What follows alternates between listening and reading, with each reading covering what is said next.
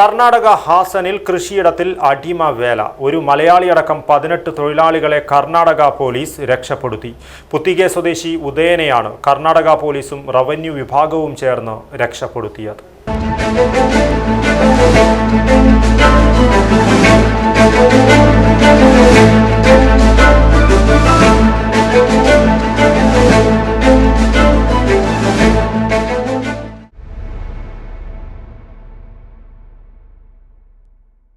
വ്യാഴാഴ്ച ഹാസൻ ജില്ലയിലെ കൃഷിയിടത്തിലെ ഷെഡിൽ നിന്ന് രക്ഷപ്പെട്ട് പുറത്തെത്തിയ കർണാടക സ്വദേശിയായ തൊഴിലാളിയുടെ മാതാവ് നൽകിയ പരാതിയിലാണ് നടപടി. 18 തൊഴിലാളികളിൽ മലയാളിയായ പുത്തിക ബേലൂർ സ്വദേശി ഉദയനെയും രക്ഷപ്പെടുത്തിയിരുന്നു. ഉദയനെ കാസർഗോഡ് ജില്ലാ അധികൃതർക്ക് കൈമാറി. തുടർന്ന് നടന്ന അന്വേഷണത്തിൽ നിരവധി തൊഴിലാളികളെ നിയമവിരുദ്ധമായി തടവിലാക്കിയിട്ടുണ്ടെന്നും വേതനമില്ലാതെ നിർബന്ധിച്ച് ജോലി ചെയ്യിപ്പിക്കുന്നുണ്ടെന്നും പോലീസിന് വിവരം ലഭിച്ചു. ഇതിന്റെ അടിസ്ഥാനത്തിൽ റവന്യൂ വകുപ്പുമായി സംയുക്തമായി നടത്തിയ ഓപ്പറേഷനിലാണ് 18 അടിമത്തൊഴിലാളികളെ വിജയകരമായി രക്ഷപ്പെടുത്താൻ സാധിച്ചതെന്ന് Hassan additional police superintendent M Thammaiah പറഞ്ഞു. ഇരകളിലൊരാളായ ഈരനയുടെ കുടുംബം നൽകിയ വിവരങ്ങളുടെ അടിസ്ഥാനത്തിലായിരുന്നു നടപടികൾ. ഹാസൻ ജില്ലയിലെ ബേലൂർ താലൂക്കിലെ ജൂട്ടനഹള്ളി ഗ്രാമത്തിലാണ് രക്ഷാപ്രവർത്തനം നടന്നത്. തൊഴിലാളികളെ ഒരു ഷെഡിലാണ് താമസിപ്പിച്ചിരുന്നത്. പുറത്തേക്ക് പോകാൻ അനുവദിച്ചിരുന്നില്ല. രാവിലെ മുതൽ വൈകുന്നേരം വരെ ഒരു ഇഞ്ചിപ്പാടത്ത് ജോലി ചെയ്യാൻ ഇവരെ നിർബന്ധിക്കുകയായിരുന്നു. കൂടാതെ കാവലിന് ആളുകളെ നിർത്തിയായിരുന്നു അടിമവേല. തൊഴിലുടമയുടെ നടപടി മനുഷ്യാവകാശങ്ങളുടെയും ബോണ്ടഡ് ലേബർ സിസ്റ്റം നിയമത്തിന്റെയും വ്യക്തമായ ലംഘനമായതിനാലാണ് നടപടി ശക്തമാക്കിയത്.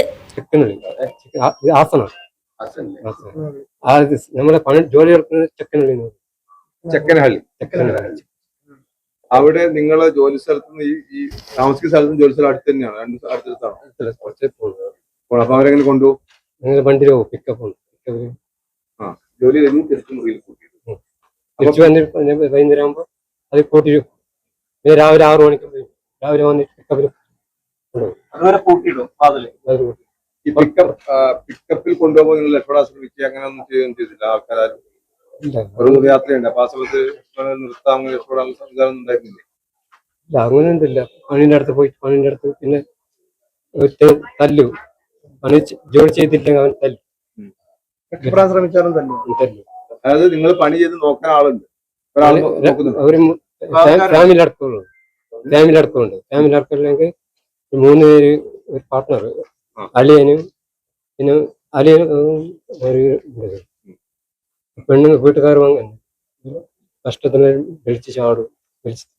ഭക്ഷണം ശരിക്കും തരില്ല. അടിക്കോ? ഭക്ഷണം തരില്ല. രാവിലെ എന്താ ഭക്ഷണം കിട്ടാറ്? ചോറുണ്ട്. രാവിലെ എന്തില്ല. രാവിലെ പോയാല് 6 മണിക്ക് പോയാലും വേറെ പറ്റുന്ന പണിയുണ്ട്. വേറെന്തില്ല. പിന്നെ വന്നാല് 1 മണിക്ക് ചോറ്. 1 മണിക്ക് വന്നാലായി വന്നില്ല. പിന്നെ രാത്രി അതെ 7 മണിക്ക് തരും. 7 മണിക്ക് ചോറുണ്ട്. കറിയൊക്കെയോ? കറി അവർ ടൊമാറ്റോ സാറാക്കും. വേറെ കറി ഇത്ര 1 വർഷമായിട്ട് ഈ ചോറും കറിയും മാത്രമാണ് ഈ രാവിലെ വൈകുന്നേരം കഴിച്ചോണ്ടിരുന്നത്? വേറെന്തില്ല.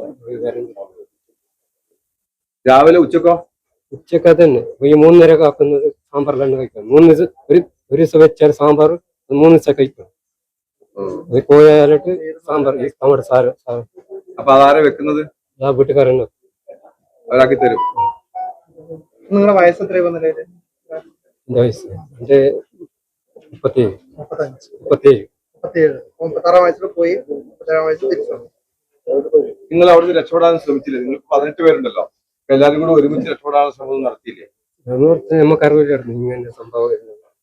അതല്ല, നിങ്ങളിപ്പോ ബുദ്ധിമുട്ടല്ലേ, ഭക്ഷണം ഇല്ല, ശമ്പളം ഇല്ല, അപ്പൊ നിങ്ങൾ രക്ഷപ്പെടാൻ നോക്കി. രക്ഷപ്പെടാനും രാത്രി പോലെ അവർ അവിടെ തന്നെ നിൽക്കുന്നു, കാവലിൽ നിൽക്കുന്നു. അങ്ങോട്ടും ഇങ്ങോട്ട് വിടില്ല, ഇങ്ങോട്ട് പോകാൻ വിടില്ല.